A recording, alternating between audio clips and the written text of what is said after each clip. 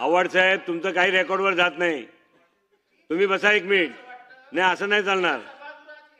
नाही, बिलकुल चालणार नाही. काय रेकॉर्डवर जात नाही. बघा, हे बघा,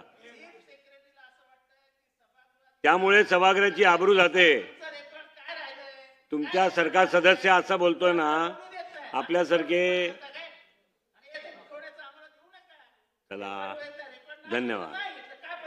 बरोबर आहे. त्यामुळे सभागृहाची आबरू जाते. सदस्य जर स्वतःच्या सभागृहाच्या संदर्भामध्ये असे वागणार असेल तर त्यामुळे असं होतंय. चला, नाना पटोले साहेब, आपण सुरू करा. वरिष्ठ मंत्री आलेत, आपण सुरू करा. सरकारला चांगलं वाटतं तर सरकारलाच हे इश्यू आहे. पण आता पॉवरफुल मंत्री इथं आलेत, महसूल खातं त्यांच्याकडे आहे, त्याच्यामुळे चीफ सेक्रेटरी पासून सगळे येतील अशीच अपेक्षा. अध्यक्ष महाराज,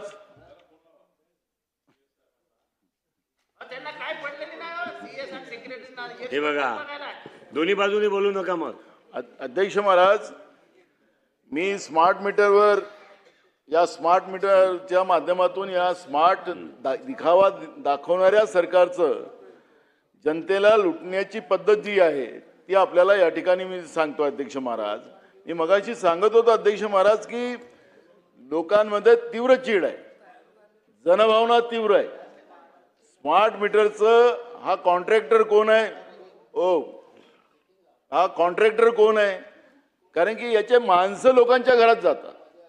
आपल्या विभागाचे अधिकारी कर्मचारी लाईनमॅन त्याच्यामध्ये नसतात, ते जातात आणि ते त्या पद्धतीनं त्या ठिकाणी जबरदस्ती मीटर लावतात. आणि जो जुना मीटर आहे, जो चांगला मीटर आहे, तो मीटर काढला जातोय. ही सगळीकडे तक्रार आहे. तुम्ही मंत्री आहात, तुमच्याही भागात असेल, त्याला काही लपलेलं नाही. आणि म्हणून मी अध्यक्ष महाराज या निमित्तानं सांगतो की हे आपण स्मार्ट मीटर कशासाठी लावताय, हे स्मार्ट मीटर कशासाठी लावताय हा प्रश्न आता सगळ्यांच्या समोर निर्माण झाला. तुम्हाला प्रीपेड मीटरच्या नावाने तुम्ही सांगताय की पैसे भरा, जसं मोबाईलचं असेल, नाही तर तुमचं बिल लाईट आपोआप बंद होऊन जाईल. तुम्हाला आता लाईन तिकडे बँकेला पैसे भरायला जावं लागणार नाही. पण एक गोष्ट या निमित्तानं आपल्याला लक्षात आणून देतो की हा मीटर एवढ्या जोरात फिरतो की लोकांना 4 पटीनं बिलं यायला लागलीत आणि लोकांची लूट या निमित्तानं होते आहे. आणि हा कोण कॉन्ट्रॅक्टर आहे त्याच्यासाठी पूर्ण डिपार्टमेंट आणि सरकार काम करते आहे, ते या ठिकाणी आपण सांगावं. आणि हे प्रीपेड मीटर, स्मार्ट मीटर, आपण जे मुख्यमंत्री मोदयांनी सांगितलं की ऐच्छिक राहणार आहे, ते एकदा आम्हाला या ठिकाणी सांगावं की हे ऐच्छिकच राहणार, कंपल्सरी नाही. तर मग आम्ही ते सगळेच्या सगळे जबरदस्ती लावलेले मीटर आम्ही कमी करू. मगाशी राज्यमंत्री सांगत होतात की राज्यामध्ये 1 कोटीच्या वर आम्ही या पद्धतीचे मीटर लावलेले आहेत. आता 1,23,00,000 आम्ही स्मार्ट मीटर लावलेले असं राज्यमंत्री मगाशी सांगत होते. हे लोकांच्या इच्छेप्रमाणे लावले गेले नाहीत, हे लोकांच्या इच्छेप्रमाणे लावले गेले नाहीत. हे जबरदस्ती स्मार्ट मीटर लावलेत, प्रीपेड मीटर लावलेत. हे या ठिकाणी मी आवर्जून आपल्या निमित्तानं या निमित्तानं सांगतो. आणि म्हणून एकीकडे महागाईची झळ, डिझेल पेट्रोल पासून तर सगळ्या गोष्टीच्या किमती वाढवल्यात, पण एकीकडे इलेक्ट्रिकचा शॉक आपण लावतोय. आणि आपण सांगतोय की विद्युत नियामक मंडळाने आम्हाला ते आदेश दिलेत. विद्युत नियामक मंडळाने आदेश दिलेत याचा अर्थ काय? म्हणजे आज महाराष्ट्रासारखे राज्य, तुम्ही अनेक राज्यात, मी राष्ट्रीय पातळीवर काम करत असताना मला जाण्याची संधी आली. उत्तर प्रदेशमध्ये मी जेव्हा गेलो तर सगळीकडे रात्रीच्या वेळेस मी अयोध्या मार्गानं जात होतो, तर रात्रीच्या वेळेस मला खूप दूरपर्यंत गावच दिसले नाही. तर मी विचारलं आमच्या त्या ड्रायव्हरला, ते म्हटले अरे यूपी में तो बहुत सारा पॉपुलेशन है, गाँव ही नजर नहीं आ रहे. तो म्हटले साहब अंधेरा है, यहाँ पे लाइन ही नहीं रहती, और लाइन आती तो लोग चोरी से लाइन लेते हैं.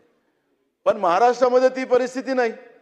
महाराष्ट्रामध्ये फार कमी लोक आहेत की घर लाईनमध्ये एखादा माणूस थकीत राहत असेल, नाहीतर लोक पोटाला आट मारतील, पण इलेक्ट्रिकचं बिल भरण्याची व्यवस्था महाराष्ट्रामध्ये राहिलेली आहे. मग महाराष्ट्राच्या या सगळ्या चांगल्या परंपरेला, प्रामाणिक परंपरेला, त्यांना या स्मार्ट मीटरच्या आणि प्रीपेडच्या मीटरच्या माध्यमातून महाराष्ट्राच्या जनतेवर आपला विश्वास राहिला नाही आणि हे सगळेच इलेक्ट्रिक चोरतात आहे असा आपला अंदाज होता का? म्हणून हे मीटर व्यवस्था आणली का? याही प्रश्नाचं उत्तर आपल्याला त्या ठिकाणी देण्याची गरज आहे. आणि म्हणून जे जनतेची लूट चालवलेली आहे आपण ते तात्काळ आपण थांबवावी आणि स्मार्ट मीटर प्रीपेड मीटर हे तातडीनं लावलेले मीटर काढून जे रेग्युलर मीटर आहेत ते पुन्हा आपण लावावेत, या पद्धतीची भूमिका मी या ठिकाणी मांडतोय. लोड शेडिंगच्या नावानं आपण खरं तर एकीकडे शेतकऱ्यांना आपण मोफत विद्युत दिलेली आहे, अशा पद्धतीचं आपण गवगवा करता.